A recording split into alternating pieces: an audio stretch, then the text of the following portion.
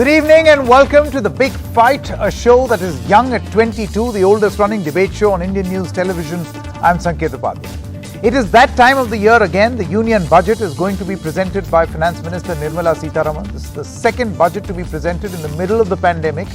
We've seen various steps apart from the budget also that have been taken, announcements made by the Finance Minister. For instance, the stimulus package, the PLI scheme, and all of that has been put to debate and to test as well.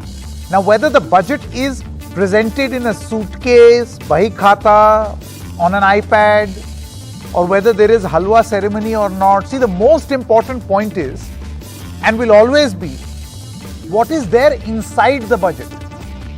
Can the distribution of government spend meet the expectations and the need of an India figuring out the first wave, struggling with the second, and dealing with the third? Do note, this is the first post-vaccination budget.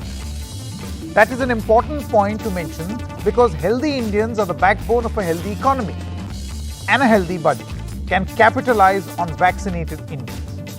The other important point, how much more will we spend on education and health? So on The Big Fight tonight, will Budget 2022 be the big booster dose for the Indian economy, or the big precautionary dose, because in India we like to call it that, not booster but precaution dose. Let me now introduce our first guest to be able to understand this issue. Budget is an extremely complicated matter, and we must speak to some experts who can simplify it and make the common people, the layman, understand what it actually means and its importance. I can't think of anyone else but my guest, Dr. Amit Mitra, Principal Chief Advisor to the Chief Minister of West Bengal and also the Finance Minister of West Bengal. Thank you very much, Dr. Mitra. My first question to you is, would you like to tell us about the state of the economy in which we will see this budget coming in? I think this is it's a very important question. I must say it's a very grim, if not dangerous, state of the economy. That has to be taken into consideration in the budget making process. First, unemployment rate has hit close to 8%. That means 30 million people in India today are officially unemployed. That's 3 crores people. And salaried unemployment has reached a huge number. At the same time, and this is what is dangerous, at the same time, inflation, wholesale price inflation has crossed 13.5%, 13.5%. And consumer price inflation is now at 5.6%. It's hitting towards the 6% red line. Now, the two things happening together is not seen in economies. It happened in the 70s in the United States due to oil shock. This is called stagflation. Budget has to squarely address stagflation. Both inflation and unemployment hitting the common people simultaneously. Second, debt GDP ratio. Debt is growing at a phenomenal rate. Debt GDP ratio has gone up to 74%. And what is sad is much of this debt is being pushed upon on the states of India. Their debt has gone up hugely. Next point, household spending is still below 2019. Households are not spending. Savings rate has fallen and investors have no appetite. Why? Because of completely wrong policy. United States, a 172 lakh crore economy, 23 trillion economy, has grown by 7%. Highest in 40 years. Why? They followed a demand stimulation policy by putting money into the hands of the common people. I heard one of the industrialists a moment ago saying, lower end of the people. That's where the maximum marginal propensity to consume. You give them 100 rupees, they'll spend 99 rupees. Now, instead, what the government has been doing, unfortunately, is looking at tinkering on the supply side. Cut corporate taxes, expecting them to invest. Now, if there's no demand, corporates put that into their books and that becomes profit. Do you know, in the middle of the pandemic, corporate India has the highest profit in 4 years. It's not profit, it's artificial. Absolutely. So therefore, there you are, US economy going at 7% in a $23 trillion economy because they gave $2,500 to $3,000 in the hands of the lowest entities, the common people. This government didn't do so. It is cutting taxes that Ronald Reagan had done in correcting some kind of a business cycle, not a pandemic. So my submission is high unemployment, high inflation, stagflation, debt growth. All these are staring at the Honorable Union Finance Minister. Household spending not recovering because you're not putting money into the hands of the common people. Savings rate not enough. Investors are not increasing plant, equipment, machinery and demanding more, which is what they wanted. Dr. Mitra, we asked this question of the representatives of the government, and they say that giving the poorest of the poor free ration was one such way of reaching out to so many people. 80 crores. That is what the government says. These are the direct beneficiaries. The cash transfers that are happening into the accounts of the farmers and the poor is a form of, empowering the poorest of the poor. If you look at the package, Mr. Upadhyay, that the central government had given, I had analyzed it before. In the first package, only 1% was fiscal cash transfer. So the cash transfer is very small. Now, I must also say, if you want supply side, you want quick results. I'll give you an example. In West Bengal, we've cut the stamp duty for property registration by 2%. That's a supply side measure. What has happened? Immediately, real estate has bounced back. Our revenues have shot up. It's instantaneous. So what you have to pick on the supply side are things that will happen immediately. Now, let me also say that very, very important to all of this is to acknowledge the mistaken policy that you're making. So is it going to be a budget where they continue with the supply side policies which have failed over these years? Sure. Unlike United States, UK, Japan, Germany, Italy have all followed demand side. Will they acknowledge that? And will you see a tectonic shift in the nature of the budget and say, sorry, we made a mistake. We didn't understand the macroeconomy well enough in a pandemic situation, not business cycle correction. Now we will move to demand stimulation so that private sector has demand, therefore invests in plant, equipment, machinery, which is the real supply side generator. And let me also point out MSME, small and medium enterprise, a very labor intensive sector. Encourage that. Informal sector has collapsed in India. You know, we know. Bring the informal sector back and formalize it by giving it incentives to do so. Sure. So will the budget be a tectonic shift into admitting the past policy, wrong policies and course correcting it? Not only course correct. It really is a complete rethinking. Or will it be all of the same damn squib budget? Now see, another thing, man, this is my final question, Dr. Mitra. Usually what the governments say, and I'm sure as the Finance Minister of a state, this is also your problem. A budget is an exercise to decide what is being spent where, right? And for that, the government needs money. So one of the ways the government tried to increase its pool of cash is by having a, monetization pipeline, or looking of ways to disinvest and then raise some funds to reinvest into the economy, into the people for welfare schemes. How do you look at this? See, is this a sound way of going about? Yes, what is interesting is this government, since it came to office, has disinvested, you know where? Profit-making PSUs. Public sector units running at a profit get disinvested. I have a full list of those. And out of the 5-6 years, they've only done 3 lakh crores of all kinds of, this is like selling family silver. So my point is, you have the capacity to do things like you have monetized what is there with the Reserve Bank. It'll give you resources. It'll give you many forms of resources which are available to you.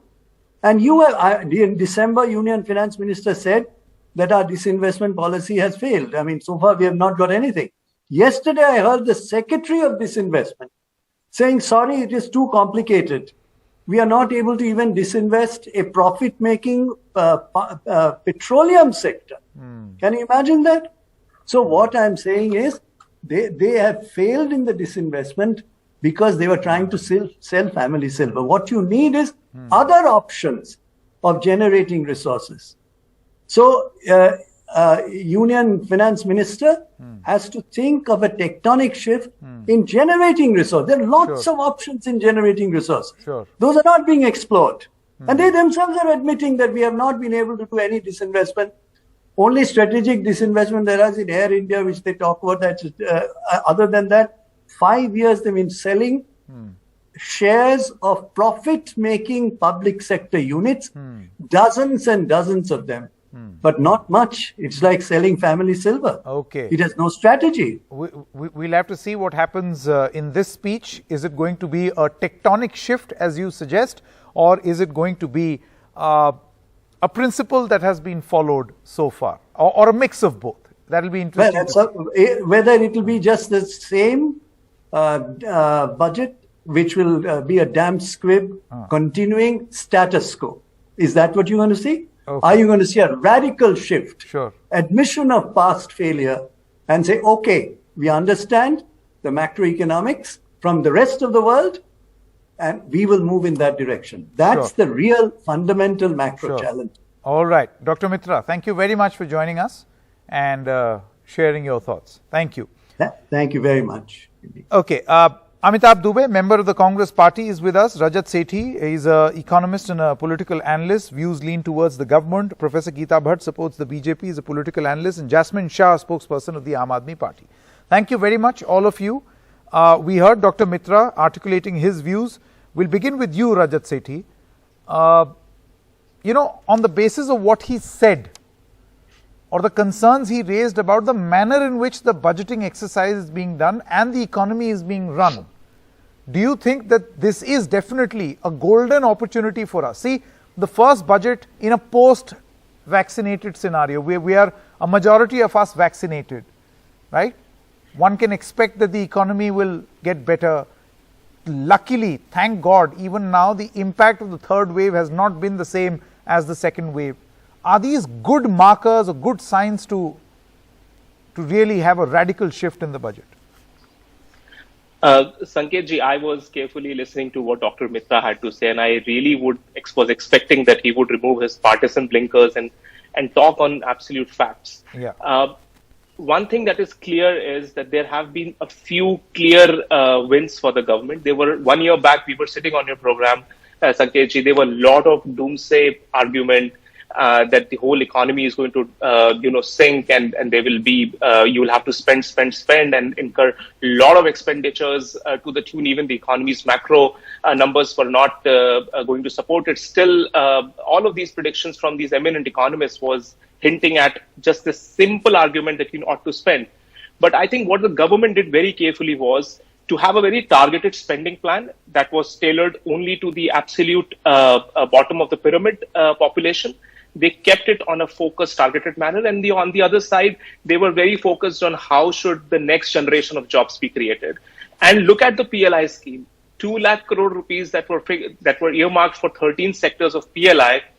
And the amount of success that the PLI has brought in, that today there are so many industries which are right now lobbying the government to have their industry being included into the PLI scheme. Just the mobile sector alone in 1 quarter resulted in more than 22,000 jobs that were created. The mobile exports from India grew by more than 250% right in the middle of the second Delta COVID wave. So you can understand that certain schemes of the government have been phenomenally successful and have been targeted towards the pain points of the economy. Now, going forward in the next 1 year, I understand that there are a few global headwinds which are going to challenge the government. are going to reduce the fiscal elbow room that the government has. And the biggest one is the global inflation wave that we are seeing, which is going to persist for the next financial year. Okay. I think this, along with the Ukrainian crisis that is unfolding, might shoot up the oil prices even further. One point that was raised, and this has been politically raised and raised by some economists as well. And let me go to Mr. Amitabh Dubey and ask him. Mr. Dubey, is that should you spend more or fix the supply side, or do you fix the demand first? What do you do first? So, Sanket, clearly the government's focus for the last couple of years has been, as Dr. Amit Mitra said, on supply side. And there's expended a lot of fiscal space on this. Even the PLI scheme that Rajat was talking about, a lot of money has gone into this. Now, despite what the government keeps insisting that we put a lot of money into the bottom of the pyramid, certainly they did it at the peak of the COVID crisis because they had to. People, lives would have been lost.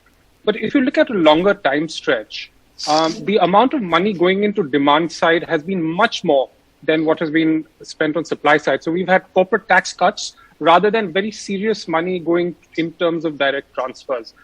If you look at the current situation, you just look at the statistics, right? We have a serious problem of inequality. The latest statistics show that the bottom 20% in the past 5 years, their real incomes have gone down by 53%. Now, that is it's a real crisis, and it's a crisis that goes beyond COVID. And the policy framework of this government has been completely misdirected and is not dealing with the inequality problem at all. So I think it's a question that I don't think they acknowledge the reality that they need to deal with, and therefore the policies are not answering the problem that we truly face, which is inequality. Okay. Jasmine Shah, if we were to keep state versus center dynamics out for a moment, we'll come to that. But what should ideally be expected of this budget, according to you? Sanket, let me first make sure that all our viewers understand that our economy is in a state of absolute shock. That's the reality of our current times. We are in the middle of an inequality crisis, we are in the middle of an inflation crisis, and we are in the middle of an unemployment crisis. And it is to that extent that Amitabh just mentioned that, the income of the bottom 20% of the people has dropped by 50%. This is almost historic. We've never seen this kind of numbers. Unemployment 2 years back itself was at a 45-year low, and it's further increased to 8.1%. So clearly something radical is required. And, the prescription of what the economy requires doesn't change from the last year, when we saw countries around the globe directly increasing the spending power of the people in the bottom half of the pyramid. But what did we do? We put a completely supply-driven package. It was announced that 20% of GDP is the scale of our stimulus. The actual spending has been less than 2%, and that also has not been focused at the poorest. And that is the kind of shock which is not only going to, the effect of this will come for years to come. Just look at what happened last year. Even in the middle of a pandemic, the healthcare budget of the government of India actually reduced. People were shocked that this could even happen. So you're giving corporate tax cuts and you're cutting the healthcare budget. And look at the other end, a progressive state government such as the Delhi government. We are spending 25% of our budget in education. In the middle of the pandemic, we increased our healthcare spending from 12% to 16% of our budget. Both of these are the highest across the country. So the government, the recipe is very clear. You need to put money, you need to increase the spending power of the people, you need to find ways to reach not just the farmers, and not just the farmers who own land, but also the farm laborers, those who are tenants, but also the people at the end. Just saying that I'm giving free rations and therefore I've done direct benefits, that's not enough. That's a pittance. You look at the percentage of average per capita income that other countries are giving directly to the people to increase the spending power, and you look at that in India. So clearly we have our priorities completely wrong. We are not spending on foundational sectors such as health and education, which is what will build a new India. Just making temples and creating a environment of fear and enmity between castes and religions, because elections are always around the corner, is actually going to chase away investors from India, which is what we are seeing. Globally, the performance, the perception of India is suffering. New capital is really not coming. And by citing a few schemes which are working fine, you can't, brush the entire state of the economy. Okay, which is so I in think the absolute point that shock. keeps coming back over and over again is, what do you focus on? Do you focus on fixing the supply side? For the layman, fixing the supply side basically means that you get industries running, you give them a stimulus package, you make sure that the factories keep churning products. Or do you fix the demand side, which means, Professor Geeta Bhatt, get so much money in the hands of people that it will all circulate in the economy and in a very organic way force many of these industries to keep on producing? So what arm should we concentrate on? The argument that Jasmine as well as Amitabh Dubey are making is that the government seems to be obsessed with one arm and ignoring the other. Ideally, don't you think that the more robust thing to do would be to make these two run parallelly? Professor Bhatt. See, Sanketji, no doubt that that the consumption has to increase. I mean, almost everyone is agreeing on that point. And also, the MSME sector, we need to revive the MSME sector and the informal sector. That also, there the employment has to, it has to be regenerated. These are the facts, but the fact is also there that we are in unprecedented times, and because of this COVID condition, the pandemic, across the world, if you see, the people were talking about the inequality report. You see, the inequality report also talks about that it is since 1980s onwards that the inequality across the world has been increasing, and definitely, the poor have been at the receiving end, but at the same time, you see, the government has been trying its best to cater to those who are poor. More than 1 lakh crore has been sent for providing of food grains to the poor, and at the same time, exports have been increasing. Yes, there are challenges, but it is not that the picture is so grim that that we cannot look at the brighter side. The exports have been increased not only in mobile production, as it was just being discussed, even the agriculture products. There has been a 21% increase in the exports over there, in whether it is vegetable or whether it is in terms of wheat and in terms of rice. So time and again, there are challenges. There is nobody saying that the challenge is not there, but trying to portray that as if nothing. Number of startups, largest number of startups in the country has seen in the last couple of years. Companies turning unicorns, companies turning unicorns. So there is a brighter side. Yes, there are challenges, and the whole world is facing it. Amitabh Dubey, how would you respond? I'll come to you, Rajat, but Amitabh, how would you respond to that argument that yes, there are challenges, but there is a bright side also? Is that bright side enough? Yeah, see, you can always cherry pick data points. There'll always be positive data points about unicorns and startups. But the reality is this, that despite all the talk of Make in India and manufacturing and Atmanirbhar Bharat, the share of manufacturing in our GDP is at a 10 to 15 year low at 14% roughly. And this is after the Prime Minister's entire initiative to woo investment, photo opportunities and all of that. And as a result of the fact that manufacturing in India is at an almost all-time low, certainly in recent history, we have no jobs being generated because manufacturing is obviously where a lot of good quality jobs are generated for people. And which is why you see students on the streets in UP and Bihar. So certainly, you can say that there's a lot of startups, but when your investment is overall at a multi-year low, that's obviously a small part of the story, and the larger picture is completely at variance with that narrative. Okay. Rajat, before I come to you, I would also like to welcome Mr. Subhash Chandra Garg, former Finance Secretary. I am going to come to you, Mr. Garg, in exactly a minute. Just want to take a comment from Rajat Sethi to that discussion that we were having, and then immediately after that, I'll come to you. Rajat. Sanket, just saying that the proportion of manufacturing as a percentage of the GDP has remained consistent doesn't mean that the GDP isn't growing. If you look at what the IMF is projecting, the only emerging economy and the only large economy that is scheduled to grow in the next financial year, it is only India. Rest everybody, including China, is not is not going to grow on the expected lines, and this is what the latest IMF report is saying. So if you put all the sort of the headwinds and the tailwinds together and look at one country versus the other country, India is firmly positioned to outgrow all its peer groups and also match the growth numbers that perhaps countries like China and the other developing countries are posting. So we are currently heading in the right direction. There are going to be a few headwinds, as I've clearly mentioned to you, and there are going to be a few extra steps that the government will have to take, which is going to be centered around the balancing act between demand and the supply. Fiscal room is going to reduce because of global inflation. They can't spend in this fiscal year again.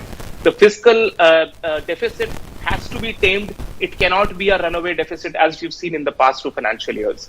This is, I think, mandatory, and for this, the spending will also have to be balanced. I've completely run out of time on this discussion. Mr. Dubey, Mr. Sethi, Professor Bhatt, as well as Jasmine Shah, thank you very much. We'll of course discuss this more as we build up to the budget announcement. Thank you very much for joining us. I would like to introduce Mr. Subhash Chandra Garg. He's with us. Nilesh Shah, Chairman of the Association of Mutual Funds in India and MD of Kotak Mahindra Asset Management Company, is also with us. Vikas Vassal, National Managing Partner, Tax at the Grant Thornton Bharat, is also with us. Thank you. Naila Lal Kidwai, Chair of the India Sanitation Coalition at FICCI, is also with us. Thank you very much, ma'am, for joining us. But Mr. Garg, we'll begin with you. You've done this exercise, but luckily for you, the majority of the exercise was done at a time when COVID was not around. But there was a slowdown. So you're aware of this discussion that we are having. What can the government do differently? And I again lay stress on the fact that this is a post-vaccination budget, which means a majority of this country is vaccinated. What are your expectations? What do you think the government can do? I think that's a very fair comment. My innings ended before the COVID struck. But let's keep some facts in mind before we sort of think of how we're going to go ahead in the next year's budget. The 3 years, including the year 1920 and 2 years of COVID, have produced a total of less than 6% of growth. So we have about 1.5 to 2% of growth on an average for the last 3 years. That is what has set us back. Our goal to reach to a $5 trillion economy by 24-25 stands shifted to minimum 26-27. So we have that kind of situation. We also have a very precarious employment situation. Our workers' participation rate is quite low. Unemployment rate keeps on fluctuating, but that's on the higher side. And total employment rate is much lower than what it is for the last 5-6 years. That makes a lot of Indians, about half them, of employable outside the workforce, right? So that is the difficult situation. And the third factor, I think, which we should keep in mind is that the government's fiscal ability has become quite straitjacketed. Because the decisions which have been taken, because what the government had to probably do. To give you one example, the food subsidy, we produce about 225 million tons of wheat and rice. We consume about 175 million tons of rice. There is a surplus, standing surplus every year of about 40-50 million tons. And the government buys 100 million tons, normally spends 50 million tons. Last 2 years, it is giving the free ration, which takes away about 30 million tons. So despite all efforts of liquidating the food stocks, you end up adding 10 to 15 million tons every year to the FCI stock. The result is that your subsidy has crossed about 3 lakh crores last year. This year it is going to cross 4 lakh crores. Of wheat and rice, which you produce of about 6 lakh crores, the subsidy is 4 lakh crores. That is the kind of straitjacketed we have gotten to. Our capital expenditure is also on roads, rail, and the metro, and the housing, and the defense expenditure, which is stuck. So I think we have a situation which is quite difficult. We should keep in mind and then decide about what to do. I think it's time to sort of make basic reforms. The government started doing it last year by sort of offering to privatize banks and others. That agenda has suffered. So I think first thing which the government need to do, in my judgment, is to sort of implement that decision, that minimum government, maximum governance, which implies the business entities of government to be privatized. So that's one agenda that will create a lot of value on the private side. So that's one. Second, refocus the government on what the government should be doing. And that is public goods and services, and also redistribution to the poor. So if we get resources, I'll just give you one statistics before I close in this opening remarks. Sure. We talk a lot about the disinvestment. We've been keeping 2 lakh, 1.75 lakh crores as target. But still, every year, we make fresh investment of 2 lakh crores in the equity.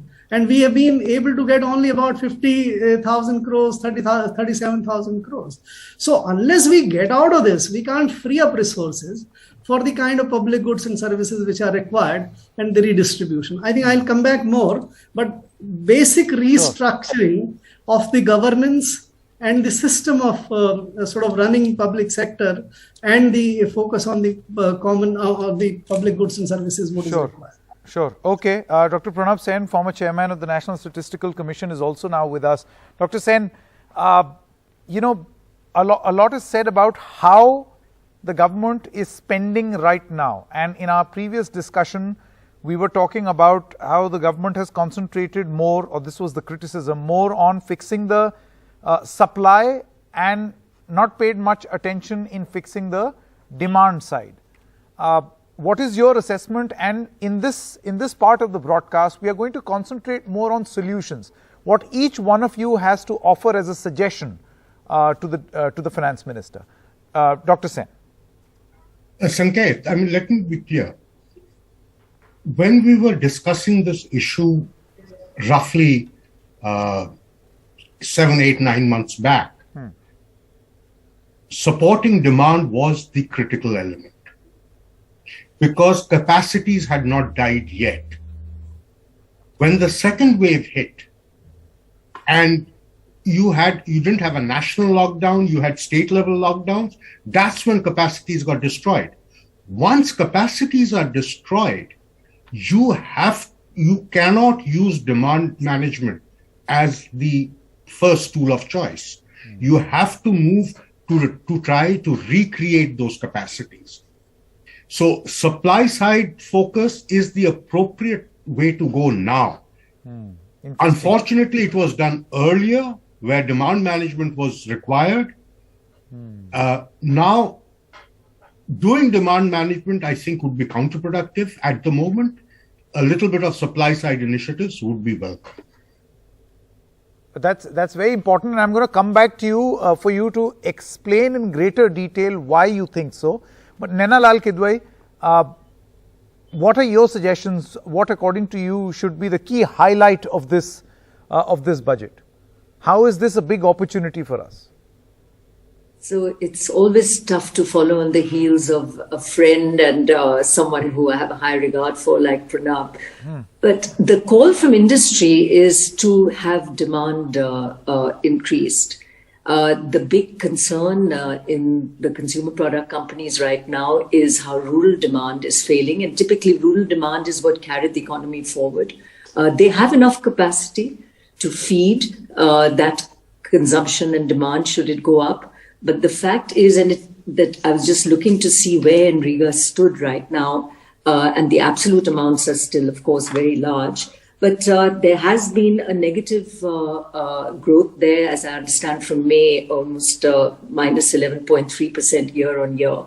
So NREGA itself, which has been such an interesting way of ensuring demand, consumption, job creation, and such an opportunity to create rural infrastructure, sanitation, water, check dams, I mean, you name it, is certainly something I would like to see rejuvenated and taken at a higher clip. And one of the other things that we have been looking at from FICCI is to look at an urban NREGA as well, one which looks at providing for exactly what we do in the rural areas for urban, given what has happened in terms of job losses and the entire service sector issues that we are facing in terms of job loss. So all of this with a view to create demand.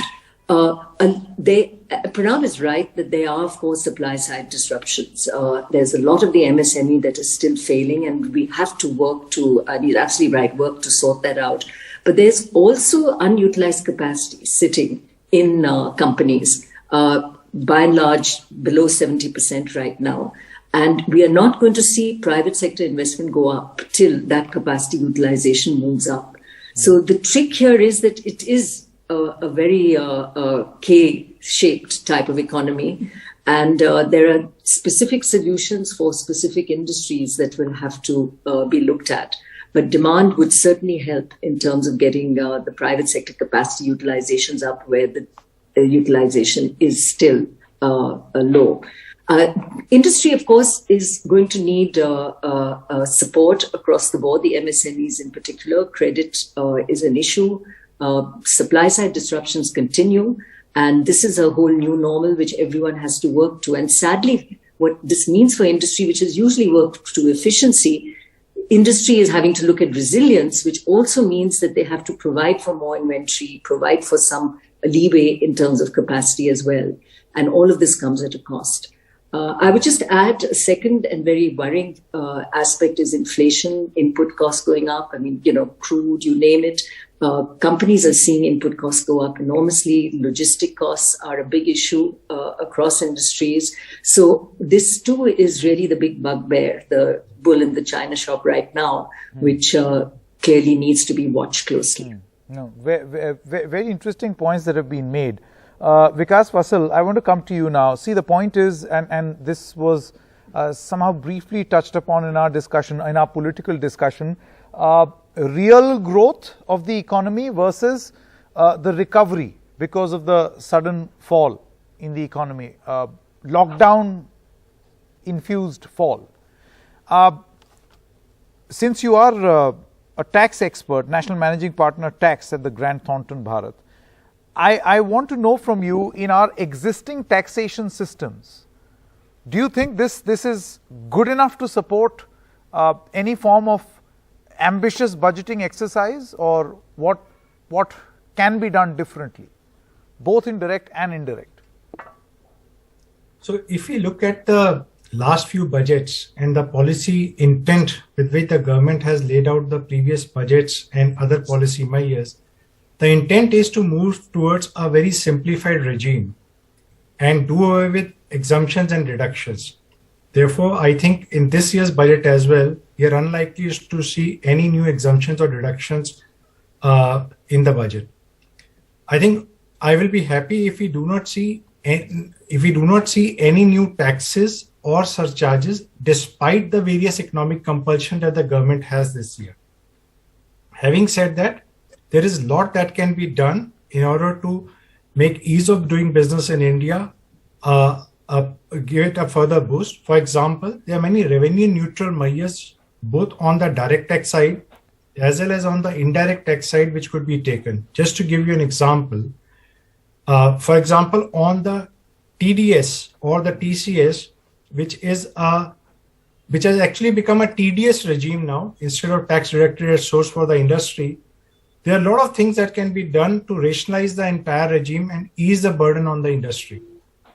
As per a study done by us, there are only 4 sections which contribute almost 80% of the TDS revenue for the government, whereas you have more than 3 dozen sections on the statute. So can those be done away with? Can those be rationalized? The TDS rates itself vary from 0.1% to 40%. Can these also be rationalized? So there's a lot that can be done on simplifying the compliance. GST also, I think it's high time to have a relook at the entire regime. GST has achieved its due objective for which it was set. Now there is a need to relook at all the slab rates and also probability of introducing an amnesty scheme in order to cut down on the existing litigation which continues. The erstwhile amnesty schemes or the dispute resolution schemes. Yeah, that's what I wanted to ask you, because amnesty schemes do exist. I remember those announcements. So, Sanket, very relevant point in the current context, especially when the government and the industry both have been vociferous in saying that we want to cut down on the litigation. The erstwhile amnesty schemes or the dispute resolution schemes, both on the indirect taxes, which was primarily services tax, and direct tax, have met with huge success. I think there is a time to relook at the existing pending litigation as well. So that can also be done. 15% tax rate for the new manufacturing, a great move, but services also contribute a lot to the overall economy as well as the employment. I think there is a need to have a relook at the 15% tax rate for the entire industry. May not be this time, but I think we should move towards that direction. Sure. Okay. And once we have done it for manufacturing and others, I think there is a demand from the other businesses as well, whether it's the limited liability partnerships or the individuals also, to have a look at their tax regime and lower down the tax rates, which are the effective burden on the tax rate for them. Okay. Mr. Nilesha, what are your expectations from this budget? And again, reminding our viewers constantly that this could perhaps be a big opportunity or a chance for the government to shift gears. Last year, we were unvaccinated. Vaccination has a direct impact on the economy. You can't be very, very ambitious if you are dealing with a pandemic. This time around, with immunity provided, what are your expectations of the government from the budget? This budget has to be pro-growth budget and pro-consumption budget. There is uneven recovery in economy. We are selling more SUVs and tractors than pre-pandemic levels, but we are selling less entry-level bikes compared to pre-pandemic level. We are importing highest volume and value of gold this year. At the same time, gold loans, which shows distressed borrowing, is also at all-time high level. So, as other panelists mentioned, we need to support consumption.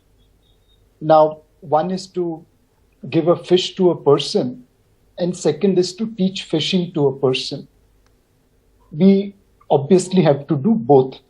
So Naina's suggestion on urban Manreka is one way to provide temporary support to people, but at the end of the day, we have to create employment. There are three sectors where maximum employment can be generated. One is real estate and construction. They were contributing about 12% of GDP in 2014-15. Today, they are now at 7.5% of GDP. How can we support housing and construction, whether it's tax incentive, whether it is related to stamp duty concession, whether it is some other steps? But housing and real estate supported will create employment and jobs, and it will absorb people at the bottom of the pyramid. Textiles is one sector where India has leadership, right from cotton and man-made fibers all the way up to weaving into fabric. But we are nowhere there comparable to even countries like Bangladesh and Vietnam in garmenting. And when you sell fabric, you get one price. When you convert that into a garment, you get completely different value add. If you can encourage garmenting, normally it will absorb women employees. When a person, when a male guy gets employment, many a times women in the family end up leaving a job. But when a woman gets employment, alternate jobs are created as, they hire maid or they go and eat out somewhere. So we need to encourage textiles, especially in garmenting, for creating jobs for women employed. The second thing is related to, financing our spending. Now, one can raise tax revenues or one can raise non-tax revenues. On tax revenues, we have already seen improvement from 9.5% of GDP in terms of tax to GDP ratio to 11.5% this year, as tax rates have been cut for corporate sector. So we have to focus on non-tax revenue. Subhasji mentioned about divestment. Let me focus on asset monetization. The government has created lots of assets. Indian banking system is having 7 lakh crore of liquidity. Sanket, that's 7 lakh crore of liquidity. Governments are sitting on cash balance between central and state government about 4 lakh crore. 11 lakh crore are lying in Indian banking system and government kitty. Now, can we bring that money into asset monetization? On one side, government can spend on infrastructure. Other side, it can monetize existing investments and fund the spending without letting the path of fiscal prudence. So, support consumption, especially at the bottom of the pyramid and also in urban India.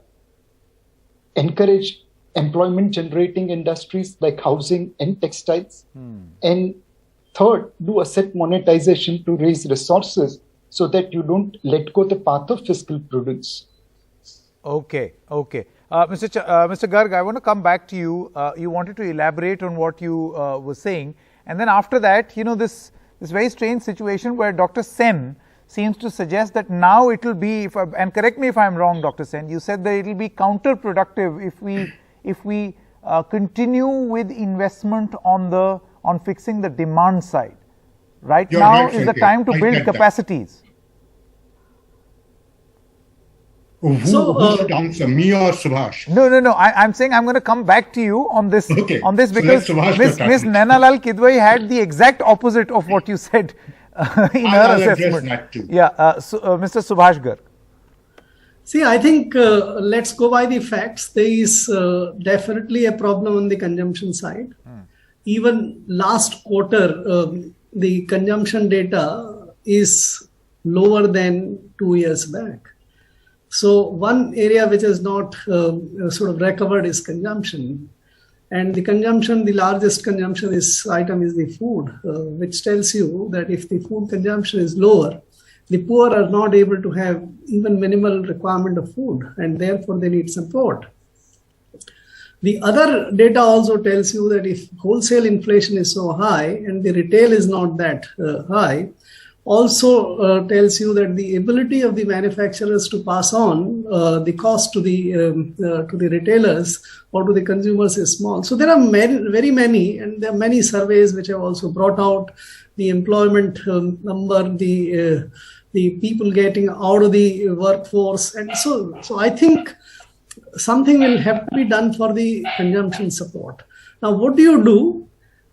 In my judgment, there are three basic classes of consumers. There is one class which I call literally the poorest of the poor, indigent kind of people who are not able to earn because of their physical ability or age disability or whatever. And that number in India is very large. It's about 6 to 7 crore households which are not able to do it. These have to be assisted by the assistance from the government. They can't be provided, they can't be taught to sort of catch fish. The fish part is for the other. So I think one program, we have multiple programs to go to this food subsidy, cash assistance, Jan Dhan account assistance. I think we need to consolidate for this group of 6 to 7 crores and give them in one form, probably a direct cash benefit support, which is the easiest. It will decomplicate the administrative system, number of programs, and deliver assistance in the form in which they can use it most. Then the second group is the one which is employed in the MSMEs, in farms, elsewhere. That number is also very large, but they have suffered wage loss, and many of them have also suffered the job loss. They needed assistance to sort of get on with their job. I'll just illustrate one. For example, how sometimes we don't make the right kind of policy. There are about 2 crore street vendors. Right? We came up with a scheme to provide them 10,000 rupees loan. Now, if you provide these people who have lost the ability to even carry on with their jobs and all working capital, they are even otherwise very stretched. Now, you give them some loan. Now, keeping account of that loan and expecting them to earn to pay the loan interest is, I think, not a very... Why couldn't we have provided them the assistance? I think still there are very large number of these kind of people and in these small businesses. So very interesting, because the government decided to go the loan way. I remember this discussion that is a dole better than a loan, and then there are these two schools of thought really, that what should you really It's do? not dole. I think they needed working capital assistance. The government was providing them working capital assistance of 10,000 rupees, which is a very small sum, but it was being provided in the form of loans. Why? It's not a very, the outlay was 20,000 crores in total. That 20,000 crores, if we can give 70,000 crores to farmers who have not suffered. Correct. Right, who have not suffered that much. Their very yields interesting. Very interesting. And this way you could have actually fixed, this is an informal sector, and this could have really gotten so many people going at a time when they were worst hit. Dr. Sen, I want to come to you now, but before I do that, some questions on the KOO app. Maybe you can answer these or the point that we were discussing. Priyal says, will the new agenda of decarbonizing the economy help in boosting the economy? Dhruv says, amid a third wave of COVID and emerging concerns over Omicron variant, there's threat to India's GDP growth. Dr. Sen, which one of these questions would you like to answer, or would you like to fix this anomaly for us, this difference of opinion between you and Ms. Kidwai? Very polite difference. Well, let me first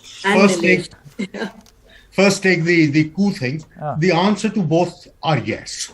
All right, and you can think it through, but both questions, the answer is yes. How you do it is important, and that would take a lot longer to do. Sure. There is no fundamental disagreement between Nana and me. All right? Or for that matter, what Subhash just said. Because the point that I was trying to make is, at the moment, the category of people who are hurting relative to what they were just a little while ago are those who have lost jobs because the MSME sector and the informal sector has collapsed. Okay. So when Nana was talking about rural demand, you really need to see it in the context of the fact that agriculture, which accounts for nearly 50% of the rural incomes, has done very well. Correct. It's the remaining 50%, which Subhash was referring to, which has done badly. Now, the point is that will a demand impetus help that second 50%? Very interesting. Very And my answer is no, because what Subhash said is absolutely right. You need these little firms, the informal sector, the MSME firms, you need them to revive their production. Okay. Which will provide jobs. That's the durable demand. We can always create demand by pumping money into the hands of the consumer, but that is unsustainable. At some point, that pipeline is going to have to close. Okay. That pipeline is what is important last year. My view is now we should focus on reviving those components of the economy. Very this interesting. is really the MSMEs which are dying. Okay. I've run out of time, and if I don't wrap up now, this is going to hurt our economy because I have to take an ad break. Thank you very much for joining us, all of you all. Very interesting, engaging discussion. Let's see what the budget entails. Good night and goodbye.